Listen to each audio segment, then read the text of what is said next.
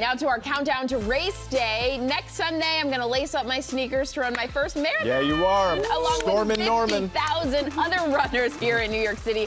Fitness journalist and run coach Ciara who just finished her 8th marathon, is here with some advice for first-time runners like myself. 8 marathons, that is unbelievable. Congratulations. So much. You're about to do your first. I'm so excited for you. Thank you. So let's start with your #1 tip for first-time marathoners like myself. First-time marathon is such a huge feat, so I don't want you to worry about your pacing or your timing. Okay. The biggest win is crossing the finish line. Yeah, there you go. Yes, so just stay focused on the mile that you're in, celebrate every step, and be proud of yourself for even getting there and earn that medal. Oh, I love that. Celebrate every step. That's a really good thing that you should be thinking each one. Yep. Okay, let's talk about my favorite topic, carbs. Of the food. How did I know, Gio? Right? Carb loading. When should runners be carb loading? Yeah, so a lot of runners will think that it should be like just the night before of kind of gorging yourself with carbs, but really this should be a gradual process. Think 2 to 3 days of increasing your carbohydrates and your hydration.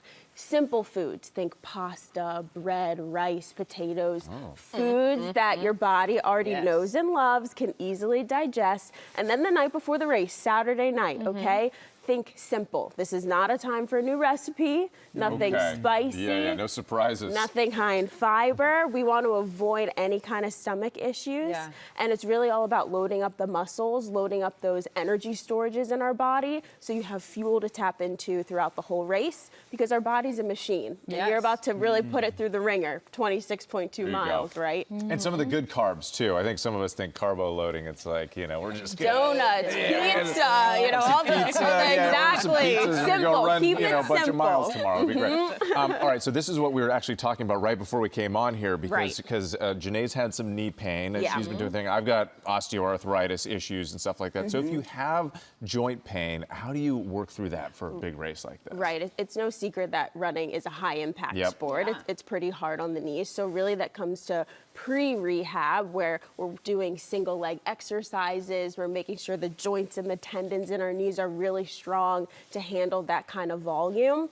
Since we're just about a week away from the race. We're past that point of rehab. Now, listen, it's all about rest and recovery. Be easy on yourself. Your training's over. You're not going to get any more fit. So don't try to compensate or do anything that would you don't know involve- Janae. She can get She's like, I got 1 week. I get it. 1 week. Because I'm that person too. But at this point, it's give your body the rest that it so desperately needs, and it will reward you come race day. Okay, so turning to preparing psychologically, because so much of running is mental. My longest run has been 20 miles, 20.2, as is the case with many marathon training programs. So how can one be confident to do the whole 26.2, that extra 6? 6.2. Yeah, 6.2. Can't forget the point two. A lot of training plans do peak at 20 miles, and that is on purpose because we really don't need to risk injuring ourselves, burning out.